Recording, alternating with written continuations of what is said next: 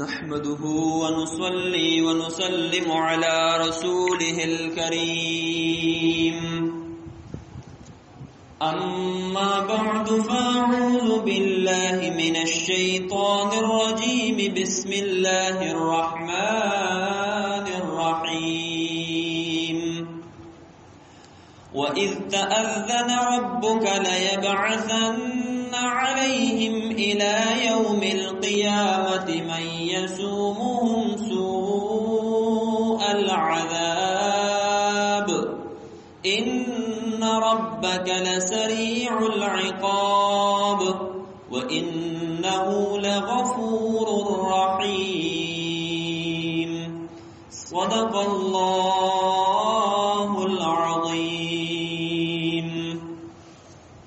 وَإِذْ تَأَذَّنَ رَبُّكَ او یاد کړه هغه وخت کله چې خبر کړل رب ستا بني اسرائیل لَيَبْعَثَنَّ عَلَيْهِمْ خامخابر علیگی یعنی مسلط کبھی با پدائی باندے الى یوم القیامت تر ورځ تر قیامت پوری من آغسو یسومهم سوء العذاب چرسوی بدوی تسخت عذاب ان ربک لسریع العقاب بیشک ربستا خامخازر عذاب ورکون کے دے وانه لغفور الرحیم او بیشک اللہ پاک خامخا بخنه کوونکې او رحم کوونکې دی. د بنی اسرائیل د کجراوی بیان چالو چې بنی اسرائیل نا اغه د الله پاک د حکم مخالفت کو نو الله پاک ته خنزیران او شادوغان جوړ کړل. الله پاک دلته کې فرمایي چې دا يهود نه دي تر قیامت پورې په پدای باندې داسې خلق مسلط کیږي چې دوی ته عذاب ورکړي، دوی ته څور کوي عذاب ورکړي. د حضرت سليمان عليه السلام په دور کې د دوی ذلت شو، د بخت نصر په دور کې بیا هغه ذلیل کړل او نبی کریم صلی الله علیه وسلم بیا د مدینه منوره نه اوشړل او د حضرت عمر فاروق رضی الله عنه په دور کې خدا سي ذلیل شو چې تاریخ انسان وګوري نو سړی ته پته ولګي چې واقعي دا يهود څومره ذلیل شوي دي. د حضرت عمر رضی الله عنه په دور کې اوشړل شو او رسول پاک فرمایل اخرج اليهود من جزيره العرب، د جزيره عرب نه چې دنو د يهوديان به بهر وباسي. بل یهود چې ده دا ډیر یریدون کې قوم نه او دا ډیر تنگ دستا قوم ده. نو تاسو به وایي چې دې سره خونن سبا ډیر غټ مال له ډیر دولت ته ور سره او په دنیا کې تقریبا په 2-3 نمبر باندې مالدار قوم هم ده. تاسو څنګه وایي چې دا تنگ دسته ده؟ دا د زړه تنگ دسته وي. مال ور سره ډیری خو غم ور سره چې را مال بسنګ ډیرو د زړو گیری او بل د مرګ نه چې دای څومره یریږي نو دوره په دنیا کې یو قوم نه یریږي. د دې په زړونو کې هغه یاره پرتای. اوسم په شام کې دای چې کمزای کې دا اسرائیل چې ورته وي او دای په کمزای کې پاتې کیږي. نو ځان سره یاد ساتئ دجال بم دک علاقو ترازی او مقام لد کې به حضرت عیسی علیہ السلام مرداري او د دې دجال مرګري به ډیر زیاتو. نو رسول پاک فرمایي د حضرت انس رضی الله عنه روایت ته چې د اصفهان چې کوم يهود دي نو پدې کې به او یا زر يهوديان د دجال پس رواني، 70,000 يهوديان صدرونه به چولي او د دجال پس رواني. داغه په ظاهري هغه پیسو مال او دولت باندې بدوکشي، خپل ایمان به خرڅ کړي د پسې بزي او بیا به حضرت عیسی علیہ السلام دې مردار کی. او دا ځان سره یاد ساتي يهود چې دې الله پاک د سيوزه ته راجمع کوي، د یوزه ته څه دی راجمع کوي. دا غي وجه دا چې او حدیث مبارک کې راځي د ابو هريره رضی الله عنه نه روایت ده وی قیامت به تر هغه وخت پورې ناراضي. رسول پاک فرمایي تر کومه پورې چې تاسو د يهودو سره داسې تاریخي جنگونه کوي چې يهودو ته شکست ورکړي او دا شانت شکست چې یو يهودي نه لري به داسې ټکول خو داسې ټکول چې یو يهودي به منډه وای د ګټه شاته به پټ شي. نو رسول پاک علیه السلام فرمایي هغه ګټه به مسلمان تاواز کوي، اے مسلمان راشه زما شاته يهودي دی. د یو ونه شاته به پټ شي نو دا ونه به ورته आवाज کوي وای اے مسلمان راشه زما شاته چې دنو يهودي دی. سیوا د یوی ولې نه چې داغي نوم د غرقد د دې شاته چې دی پټیږي نو الته کې به دا आवाज نه کوي ځکه چې دا ونه د يهودو ده. د يهودو یو خاص قسمه ونه ده نو د دې شاته به دا आवाज نه کوي او يهود لګیا دي پوره دنیا کې ردی کرونده کوي. نو دا يهود الله پاک هغه ځای ته راجمع کوي او دې سره به تاریخي جنگ کیږي. ننوم کداغي حکومت ده نو دا هغه په نوم باندې حکومت ته رستو په د امریکای لاس ده. د اسرائیل چې کوم دي هغه ډېر لږ خلک دي، هغه ډېر لږ خلک دي، یو موټه خلک دي. د نن تقریبا ډېر کلونه مخکې 100 کال مخکې تقریبا دا چې ده دا د زرګونو په اعتبار سره دا يهود د زرګونو په اعتبار سره نن یو څو لکه دي او پاکستان سره ده په کروڑونو دي. هغه له خو سره یو پاکستان ډېر دي خدای په شا باندې د امریکای لاس دی. نو نن چې هغه معمولی د حکومت تاسو تخکاریږي نو دا په نوم باندې د هغه حکومت ته خو اصل کې حکومت د هغه نه دی، اصل حکومت د هغه نه دی. رستو اصل کې چلایي امریکا ځکه الله درو نه دی ویلي دایره الله اقتدار او داسې زونه نه ورکي. او بل الله پاک بدی باندې د ذلت راولي. هټلر چې دې سره سکړی دی نو تاریخ وګورئ تاسو ته پته ولګي هولوکاست باندې چې تنن باس کې نو هغه ته سزا موت درکې او هغه څه چلو کړل دایره واستل ژوندۍ وسوځول، ژوندۍ په بټو کې دنه وسوځول دا يهوديان او بیا د ټرینونو په مالګاډونو کې واچول وی ورزول.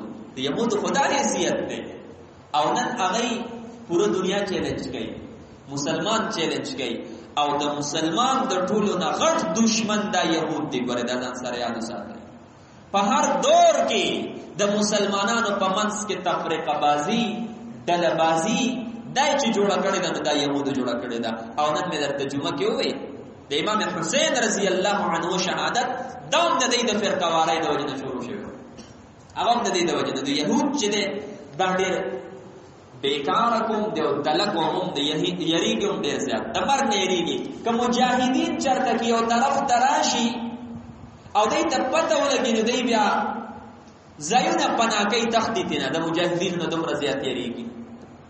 يهود چې کوم دي وَإِذْ تَأَذَّنَ رَبُّكَ او یاد کړه هغه وخت کله چې خبر کړل رب ستا بني اسرائیل لَيَبْعَثَنَّ عَلَيْهِمْ خَامَخَا بَلِيږي یعنی مسلط کوي بدوی باندې الى یوم القیامت درز تر قیامت پوری من اغسو کی سوهم سوء العذاب چرسوی بدوی ته سخت عذاب. ان ربک بشک ربستا لسریع العقاب خامخاسر عذاب ورکون کې و انه لغفور الرحیم او کچرته کې انسان توبه کینو بشک بیا الله خامخا بخون کې رحم کوونکی دی.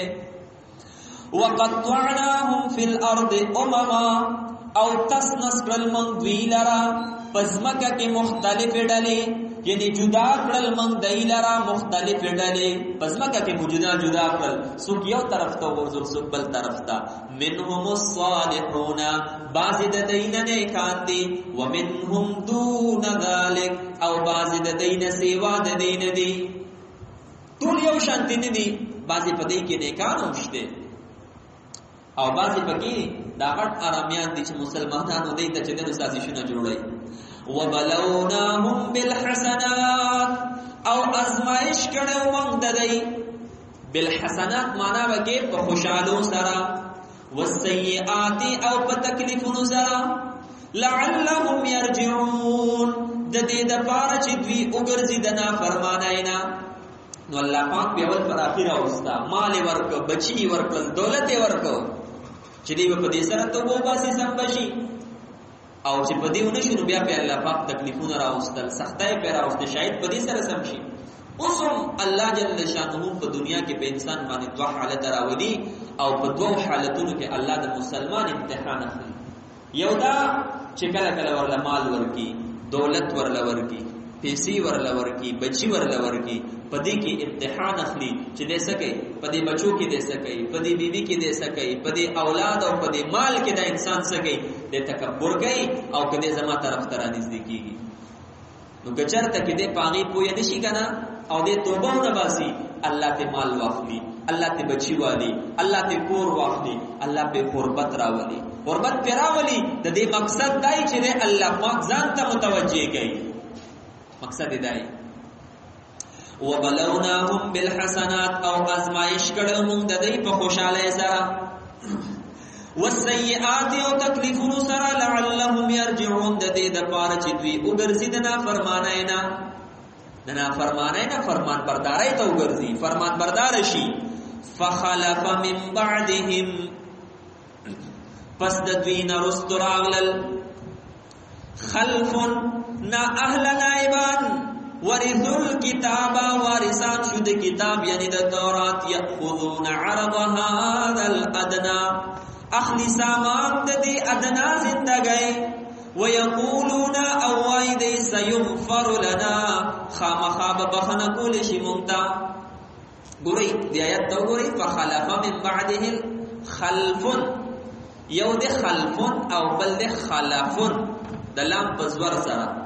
نو چې خلفون شي نو نا اهل نائبان څه شي نا اهل نائب، او چې خلفون شي نو صحیح نائب څه شي صحیح نائب فرمان بردار نائب.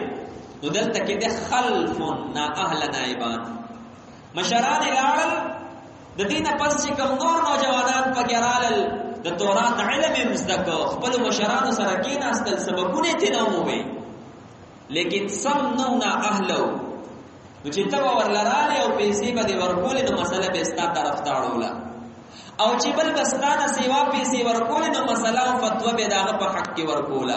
الکه دا ولې کوي وی سيغفر لنا خامخاب بخنه کول شي مونږه، مونږ د انبیاء اولاد یو، نحن ابناء الله واحباؤه، مونږ يهود یو، مونږ الله ته نږدې یو، مونږ دایو زمونږ په بخنه کېږي. او الله فرمایي داغه نه به پیسې واغستې او بیا به داوي چې ماته به بخنه کېږي. مخکې الله سوي و ان ياتهم عرض مثله او کبیا راشي دوی ته سامان دغه شانت حرام نور دغه سه حرام مال ورته نور راشي دغه وی چې الله ماته بخنه کوي کنه، خو دې بخنه نه پس که چرته کې د حرام مال نور راشي نو یاخذوه نو اغم اخلي هغه ته لاس کې دا په خلی باندې وي د زړه نه توبه نو باسي.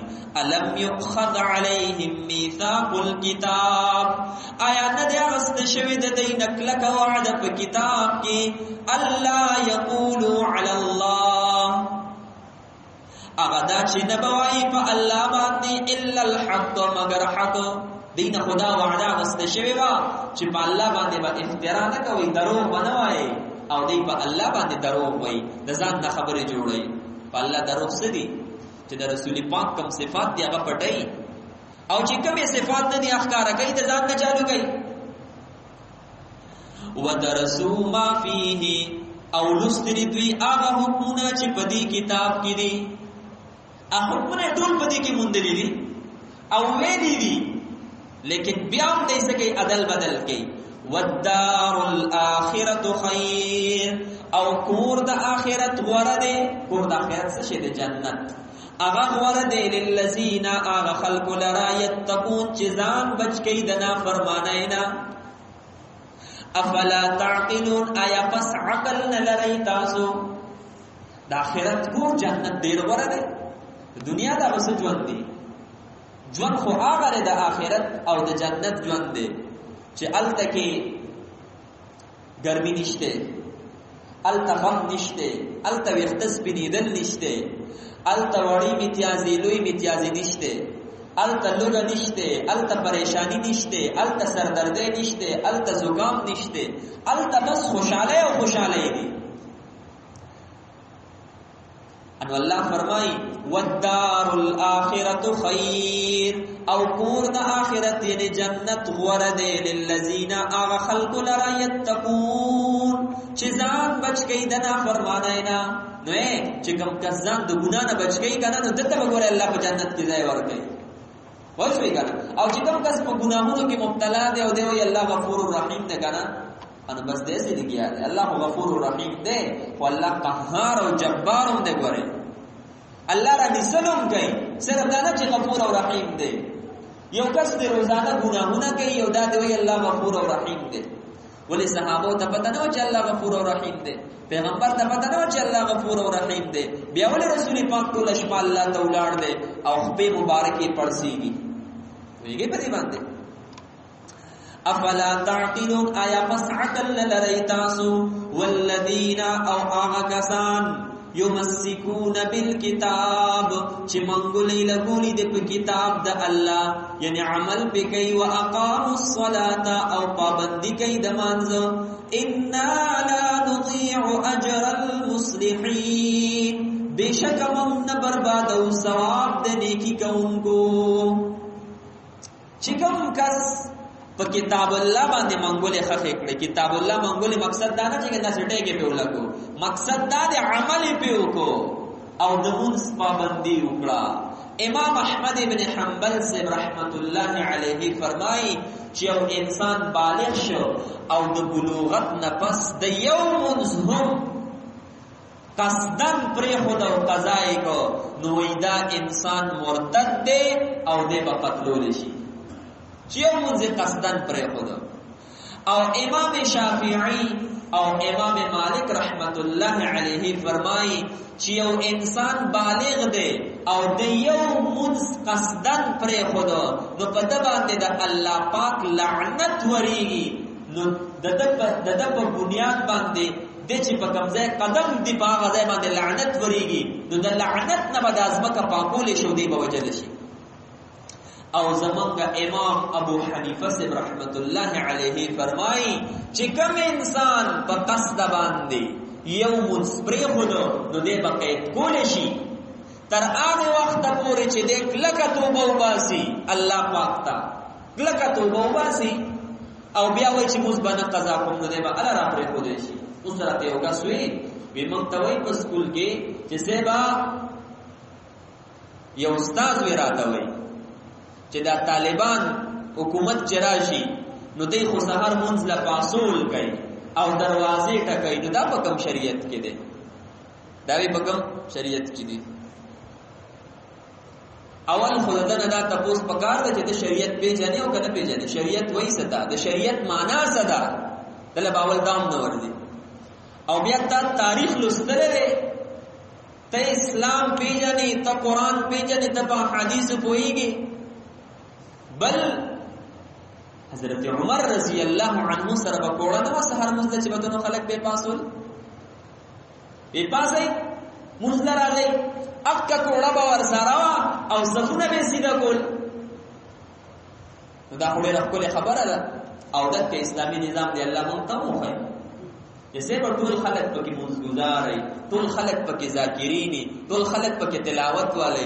تاسو یقینا ځان سره یاد وساتئ مخکې چې کله په افغانستان کې اسلامي حکومتو دروس نه مخکې په افغانستان باندې داسې دور تیر شو چې د علاقو د امریکا او د دغه ځای نه بخښه راتلې د افغانستان د خزونه به پیشن نزله کول.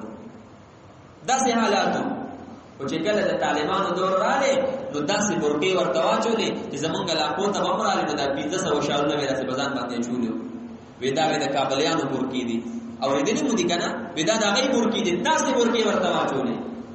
دا شرط دې زنانه حفاظت ورکو. روسيانو بغاړي راوستل، طالبان خو پویو کنه، روسيانو بغاړي راوستل. هغه کې ودا سي کار کو چې هغه با یو سپیکر په لګول او आवाज به وکړو، چې आवाज به وکړو دا زنانه به ورل رامنډي ول راتلې به ورل ټول زنانه به د کورونه نه بهر راوته دي ورل سيزونه بيزونه ورکول. طالبان وکړه د روسيانو غاډي پیدا کړل، چې پیدا کړل انرابل الاک شانته आवाज به وکړو او دنه په کې طالبان ناس ته چوکي به ورسره وي ډنډې. او چې څنګه به د زنانه بهر راوته دي رابل جمع بشوي، د طالبان ور پسې را کوشيو مخه شابه ولنه کتر باندې وکړي نو بیا که به روسیانو گاډي ورالل کنه او هغه باورونه کول زنانه به کور نه بهر نه راوته دا شرط په کور کې دنه باندې کړي زموږ زنانه دراشه کنه سو باندې کی تو ورته یو پیره ته وای تر کور نه بهر موزه چلته دلدل کی وای ته څه چې تمام نه کې دا خو اسلامي نظام بندول شي زمونږ اساسو نشه تلې د ورکو کتیری دي ورشي لنګ روډ ته وګورئ مینا بازار او راجا بازار او سوابای او ټوپای ټول د زنانو ډکار ټول زنانه دي دا خو اسلامي نظام بندول شي او اسلامي نظام ورته ورګي چول شي مونږ تاسو ورته نه چولې مونږ زرها مینتونه کو یاره ورګي کوي لاسته دستانیه چوي خپوته جرابیه چوي د نظر حفاظت کوي ډیر ورته وو نکیږي خو یو پیر اسلام رااله د اسلام غرور دومره دی کبیا ناری نه ده که زنانه د خپل نظر به حفاظت کوي ولې هغه ته پته چې مال سزا راکېږي او جزا خو د حکم په چوګمې برابرۍ ان بیا په خلک وایي دا باندې خلک دا چې دین نه خبره دي هغه وایي لا اکراه فی الدین په دین کې خو سختی نشته دا سختی ولې کوي وایي په دې باندې دین کې خو سختی نشته د چوکولې راخلی د خلک جماعت ته ولې راولي د په زنانو ورکی ولې پساري دا زورونه ولې کوي په دین کې سختی نشته خو په قبول د دین کې یو کس په دین باندې مجبور کول نشي او کافر چې خامخا اسلام قبول کا دا نشي کوله په فروع په اصول د دین کې چې نه سختی نشته په فروع کې بیا سختی شته چې یو کس اسلام راړو او دې بیا اخوا دې خواږي خچو کور پس راخلا وای سم چلےګا سم خو چې اسلامي نظامي اسنه چې تاسو کې راواله والذین یمسکون بالکتاب او آکسان چې منګولې لګولې دي په کتاب د الله یعنی عمل په کوي او اقام الصلاه پابندي کوي د مانځو ان لا نضيع اجر المصلحين بشک من نه برباد او ثواب د نیکی کوونکو واذ نتقنا الجبل او کله چې پور تکړو مونږه غر فوقهم د پاسه د دینا يهود نه دي بني اسرائيل حضرت موسی عليه السلام ورته تورات راړو چې تورات راړو ورته پیش کو اول دوی مونږ ته کتاب چې کله ورته کتاب راړو مخه ته ورته پیش کوي دا د الله کتاب دی او دای هغه احکامات واوریدل موسی عليه السلام ته په دې بسو عمل کوي دا خو بل ګران حکمونه دي په دې مونږ عمل نشو کولای اول کتاب واړي قانون واړي او چرایړه بیا وی عمل په دې شو کوله الله پاک په د پاسه غر د شانتی اوچت کو او ورته وی شابه دا واخلې نو که تاسو وایي چې په دین کې سختی نشته نه الله ولې په دې سختی کوي بیا دې په اسلام قبول کړي دي دین قبول کړي دي چې دین دې قبول کړي بیا دغه نه په سختی شته وَإِذْ نَتَقْنَا الْجَبَلَ او کله چې پور تکړو مونږه غر فوقهم د پاسه د دینا كأنه ظلة گویا کې دا چترای وا یعنی دا څه چترای په شان د صاحبان په شان ته په د پاسه د غر د سره پور تک وَظَنُّوا او یقین کړو دی انه واقع بهم چې دارا پریوتون کې د پدای ایته پته ولګی چې ګوره کوس نه باندې کنه او د کتاب نه راس کې نو دا غیر در باندې ولې د پاسه را پروزي او چکړی کایمو نو الله فرمایي مون ورته وی خذو ما اتیناکم اونې سي هغه کتاب چې درکړې د مونږ تاسو ته به قوتن په کوشش کوي چې تاسو په دې باندې عمل وکړئ وذکروا او یادوي ما اغس فيه چې پدې کې دی لعلکم تتقون د دې د پاره چې تاسو متقیان شئ ته الله نو یریږي په شروع کې د الله پاک یاره پیدا شي صدق الله العظیم